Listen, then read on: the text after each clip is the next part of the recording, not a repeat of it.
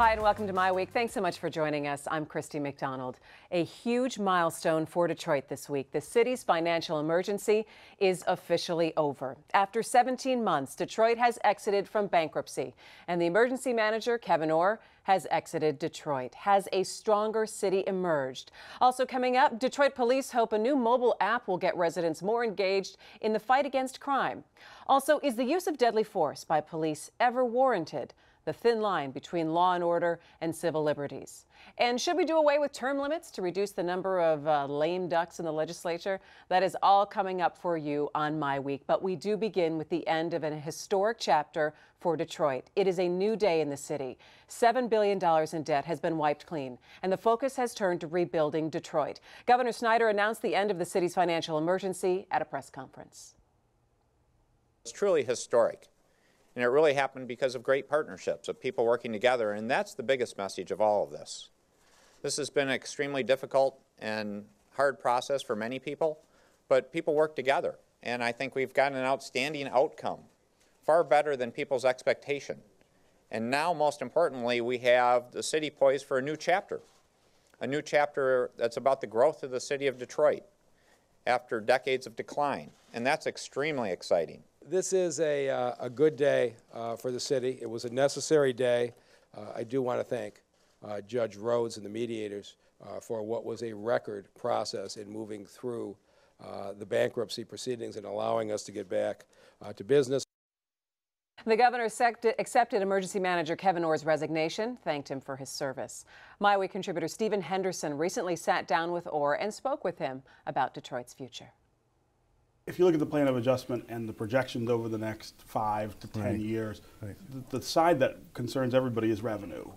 Sure. It's not projected to grow. It's flat. Continuing to dwindle a little bit for the next couple of years, and then it's expected to sort of bottom out. How does the city adjust for that? They are spending now a lot of money gearing up to attack some of the problems that we see in the neighborhoods, increase services. Can we afford that? Well, yeah, we can, because you remember last year the city's fixed costs, 40% were for legacy costs. That is, that's right. $400 million a year were going out the window to pay for debt service and for retiree health care. We've walled the city off from retiree health care obligation, which is going to be as much as $600 million by year 2023. Legacy costs are going to be 73%. So you redirect what revenue you do have to focus on city services, adequacy of services. And the city, as long as, even if it holds constant, we hope that revenue collection gets better.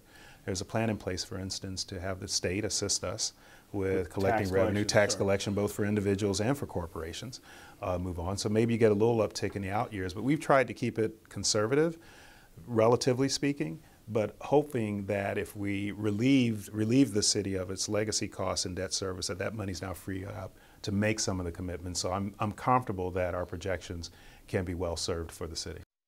And you will be able to see that entire interview with Kevyn Orr on American Black Journal here on Detroit Public Television, Sunday, December 28th. Well, now it is time to move forward for Detroit. The governor stressed it will take everyone working together. And we start our discussion there with our MiWeek contributors, Nolan Finley of the Detroit News and Stephen Henderson of the Detroit Free Press. Gentlemen, it's good to see you, especially on a historic occasion where I can say that we are finally done with the bankruptcy process in the city of Detroit, which is exciting news.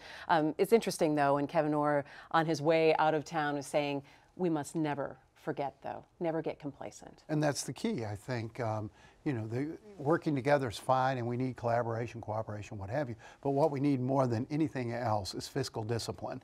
Over the next decade or 2 decades, every dime that gets spent has to be worried over and studied over. No frivolous spending, no unnecessary bonding. Got rid of $7 billion in debt. First day, borrowed another $1.2 billion to pay off creditors and what have you. It was a necessary bond issue, but the city can't look at its balance sheet and say, we got a whole lot of room here to add more debt, or they're going to be in the same place. They've got to really commit to good conservative fiscal principles.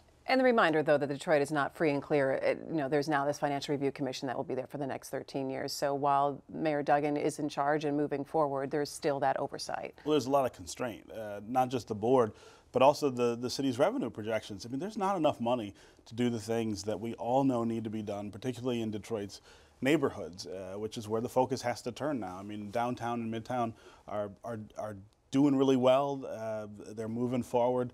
The neighborhoods have lagged behind, and everybody seems to agree that we've got to do something there with economic opportunity, with blight control and public safety. There's not enough money to do these things, and so we have to start really thinking about ways Detroit can get more cash. And I don't know what those are, but the state's going to have to be involved.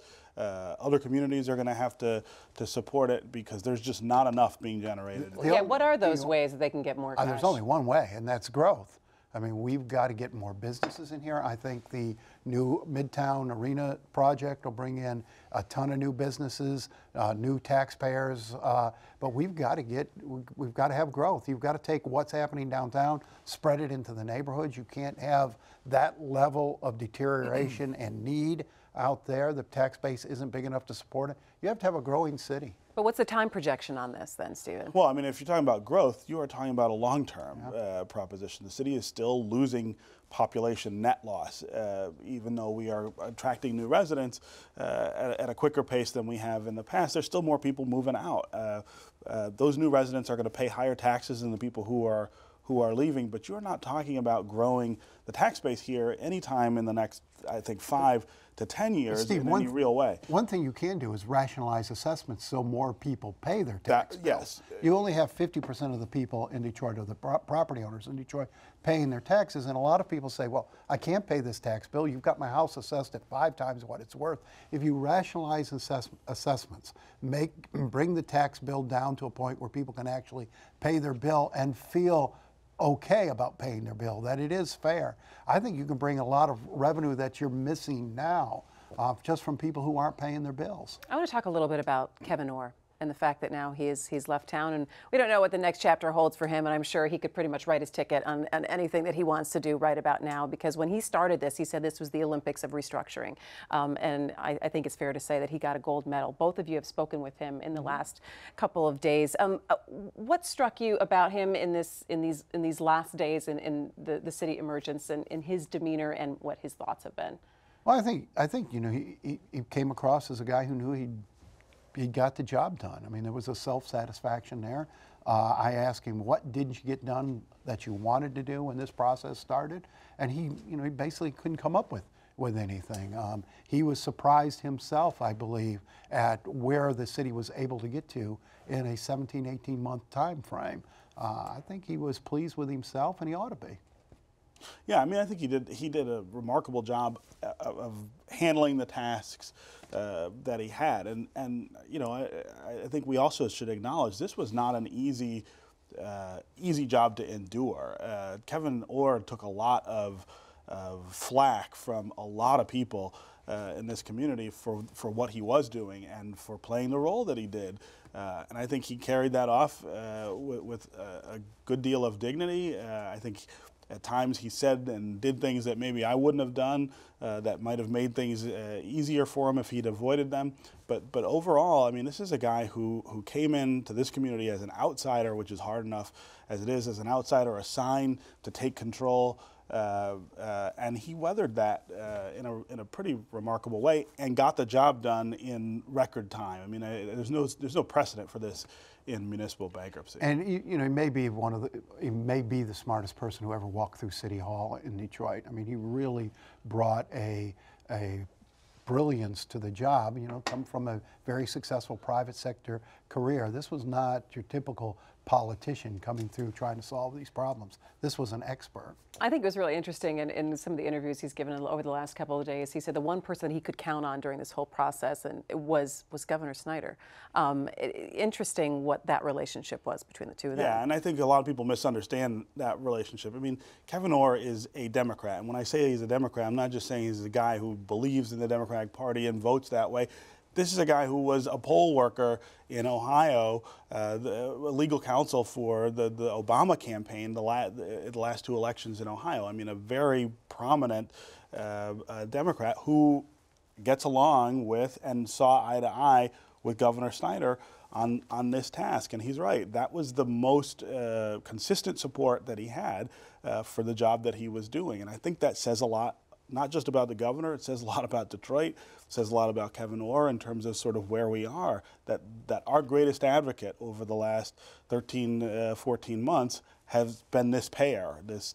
Well, they're both businessmen. I mean, and they speak the same language, and you know, they understand balance sheets. They understand expenditures and what you can do and what you can't do, and they were both in that way very practical, business-oriented people, regardless of their political stripes.